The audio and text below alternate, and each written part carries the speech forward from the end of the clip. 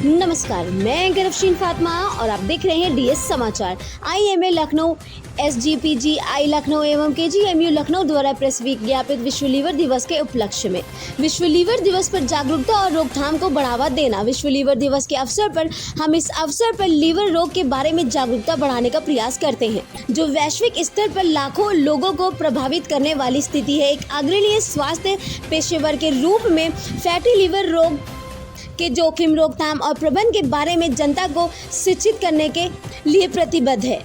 सौजन्य से professor doctor Gaurav Pandey, SGPGI Lucknow, professor doctor Sumit Rungta, KGMU Lucknow, doctor Manish Tandon, वरिष्ठ गैस्ट्रोलॉजिस्ट लखनऊ से मोहम्मद सलमान की रिपोर्ट। हमारे चैनल को लाइक और सब्सक्राइब जरूर कीजिए। पांचों संभावना हो सकती है फैटी लीवर के साथ एटलीस्ट एक भी इसमें से पाया गया तो इसको मैसेल्ट कहते हैं, metabolic associated sclerotic liver disease. सिर्फ फैटी लिवर के बिना सिर्फ फैटी लिवर ही कहा जाएगा। इसके पांचों में किसी एक के साथ उसको मैसेल्ट कहते हैं। जितनी भी चीज़ें इसमें ज़्यादा हो, थोड़ी सी डायबिटीज़ ज़्यादा, थोड़ा मोटापा ज़्यादा, थोड़ा ब्लड प्रेशर ज़्यादा, उतनी ज़्यादा प्रवृत्ति लिवर खराब होने की हो जाती है। लिवर फाइब्रोसिस और आगे चल के लिवर सिरोसिस की हो जाती है। तो एक ही जगह 4-5 चीज़ों का मिश्रण जो है काफ़ी ज़्यादा तेज़ी से लिवर की बीमारी को बढ़ाता है और इसके साइड इफेक्ट करता है। सर, इस टाइम जो है बीमारी जो है इसको रोकने के लिए कोई ऐसा उपाय बताएंगे जो जनता तक की बात पहुँचा? देखिए, शुगर की बीमारी दो तरह की होती है। एक तो जेनेटिक होती है, जो काफ़ी यंग एज में इंसुलिन की कमी हो जाती है उसके साथ। दूसरा होता है इंसुलिन रेजिस्टेंस। शरीर में इंसुलिन पर्याप्त मात्रा में बन रहा है लेकिन उसके कार्य करने की क्षमता कम हो जाती है, इंसुलिन रेजिस्टेंस हो जाती है। उतनी ही शुगर को डाउन करने के लिए इंसुलिन की मात्रा काफ़ी ज़्यादा चाहिए होती है। इंसुलिन रेजिस्टेंस इसलिए होता है, जैसे फॉर एग्जांपल हमारी स्केलेटल मसल है जो हम एक्सरसाइज करके ठीक कर सकते हैं, इसमें GLUT4 रिसेप्टर होती है जो कि इंसुलिन से सेंसिटिव होती है। मसल्स में कई जगह चर्बी जमने के बाद ये रिसेप्टर्स कम होते हैं। जब रिसेप्टर्स कम हो जाते हैं तो इंसुलिन रेजिस्टेंस बढ़ जाती है। पेट में चर्बी बढ़ने से इंसुलिन रेजिस्टेंस बढ़ जाती है। लिवर में चर्बी जमने से इंसुलिन रेजिस्टेंस बढ़ जाती है। तो इंसुलिन पर्याप्त होने के बावजूद शुगर नॉर्मल नहीं हो पाता, तो धीरे धीरे ये डायबिटीज़ का फॉर्म है। तभी ये दूसरी जो डायबिटीज़ है ये शुरू में कई हद तक ओरल दवाओं से ही ठीक हो जाती है। धीरे धीरे बहुत लेट स्टेज में ही इस तरह की डायबिटीज़ में इंसुलिन की ज़रूरत पड़ती है।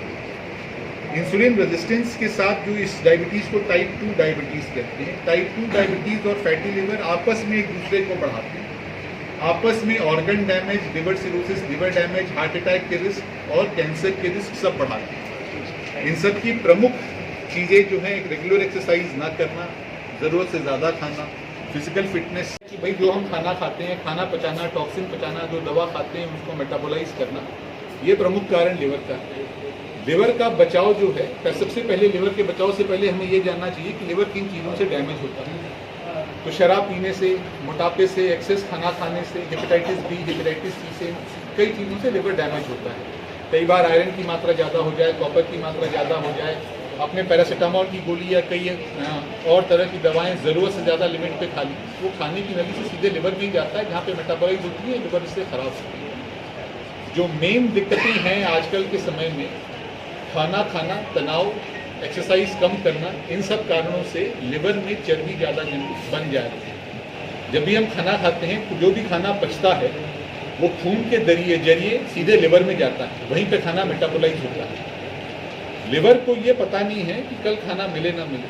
शुरू में जब से डेवलपमेंट हुआ, खाना तो बहुत कम मिलता था। पिछले 20-30 सालों में ही खाना जो है ज़रूरत से ज़्यादा उपलब्ध है। तो लिवर खाना स्टोरेज का काम करता है और ये स्टोरेज जो है लिवर में रहती है कि जब उस स्थिति के लिए जब खाना न मिले। लेकिन आज की स्थिति में ऐसी है नहीं, रेगुलर खाना मिलता रहता है, लिवर में चर्बी ज़्यादा जमती जाती है। उसका हम रेगुलर इस्तेमाल, रेगुलर व्यायाम से नहीं कर पाते और जितनी कैलोरी की रिक्वायरमेंट है रोज़मर्रा, उससे ज़्यादा कैलोरी ले लेते हैं।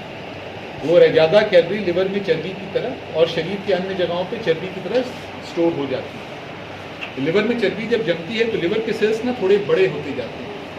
थोड़े समय बाद इन सेल्स में सूजन आ जाती है और सूजन के बाद ऐसा होता है, कुछ समय बाद लिवर के सेल्स मरने लग जाते हैं। इस प्रक्रिया को अंग्रेजी में स्टीएटोसिस, स्टीएटोहेपेटाइटिस और मरने के बाद फाइब्रोसिस जो लिवर में हो जाती है वो कहते हैं।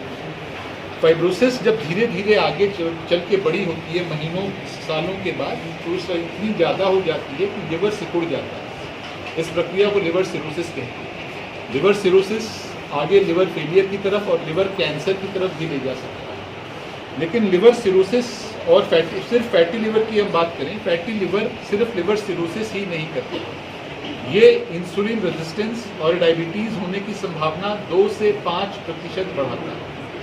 डायबिटीज़ और इंसुलिन रेजिस्टेंस ही नहीं, हार्ट की बीमारी, किडनी की बीमारी, सभी की टेंडेंसी बढ़ती है। लिवर कैंसर के अलावा पेट कोलोन का कैंसर, रेक्टम का कैंसर, ब्रेस्ट का कैंसर, थायराइड का कैंसर, लंग का कैंसर, काफ़ी और जगहों की कैंसर की प्रवृत्ति भी बढ़ जाती है। तो ये सिर्फ एक चीज़ नहीं, काफ़ी चीज़ों का मिश्रण है। फैटी लिवर के साथ जो बड़ी कॉमन सी चीज़ है, अगर कुछ और चीज़ें हों, स्पेशली एक मेटाबॉलिक सिंड्रोम करके अम्ब्रेला दिया गया है जिसमें 5 चीज़ें रखी गई हैं। डायबिटीज़, ब्लड प्रेशर 130/85 से ज़्यादा, कमर की चौड़ाई मेल में 90 से ज़्यादा, फीमेल्स की 80 से ज़्यादा हो, ट्राइग्लिसराइड की मात्रा ज़्यादा, HDL की मात्रा कम हो। टेक्नोलॉजी समझने की ज़्यादा आवश्यकता नहीं है हम लोग को तो सामान्य व्यक्तियों के लिए यही कहा जाएगा, जैसा डॉक्टर साहब बोल रहे थे कि भोजन का बैलेंस ना होना, तो इस बार की थीम भी यही है कि फूड इज मेडिसिन। जो हम भोजन कर रहे हैं वो किस तरह का होना चाहिए। आजकल हमारा जो खान पीन है, खाने पीने का तरीका है, उसमें क्या हो गया है, हाई कैलोरी डाइट ज़्यादा लेने लगे हैं, जैसे कि हाई शुगर वाली चीज़ें, पिज्ज़ा, पेस्ट्री, जिनमें फैट ज़्यादा है, मिठाइयों का बहुत प्रचलन हो गया है जिनमें कैलोरी ज़्यादा होती है। फलों में भी कुछ फल हैं जिनका ग्लाइसेमिक इंडेक्स ज़्यादा होता है, उनमें भी कैलोरी ज़्यादा है। तो ऐसा फूड जो हमारा बैलेंस्ड फूड होना चाहिए।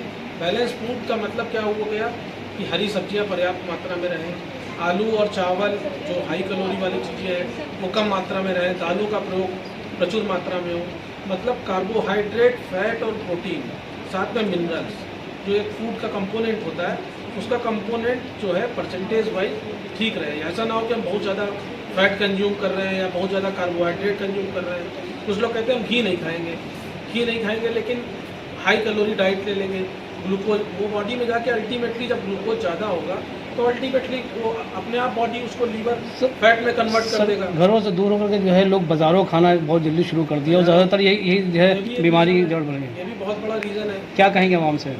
भाई हम लोग तो यही कहेंगे जहाँ तक संभव हो घर का बना खाना खाएं और उसमें जो हाई कैलोरी वाली चीज़ें हैं उसको अवॉइड करें।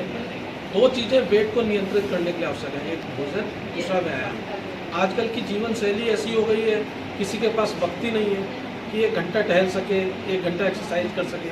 जिससे कहो वो, जैसे मान लिया पत्रकार बंधुओं से ही कहो, बोलेंगे सर 12 बजे पहुँचते हैं घर, सुबह नींद ही नहीं खुलती है, तो कहे शाम को कर लो, बोले सर शाम को ब्रीफिंग होती है, कैसे करें? तो किसी के पास टाइम नहीं है। शराब भी एक बहुत बड़ा शराब भी एक रीज़न है, लेकिन सबसे इम्पॉर्टेंट चीज़ क्या है? एक्सरसाइज। अगर एक्सरसाइज आप रेगुलर कर रहे हैं तो बहुत चीज़ें आपकी कंट्रोल में रहेंगी, बॉडी में फैट कम रहेगा और इसके अलावा आपकी मसल्स स्ट्रॉन्ग रहेंगी, कार्डियक डिजीज़ का रिस्क कम रहेगा, फैटी लीवर का डिजीज़ का रिस्क कम रहेगा।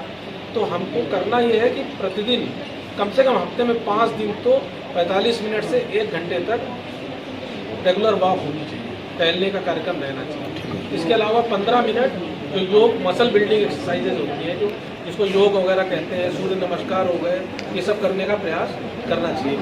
अपना पूरा नाम बोलिए। डॉक्टर सुमित रूप।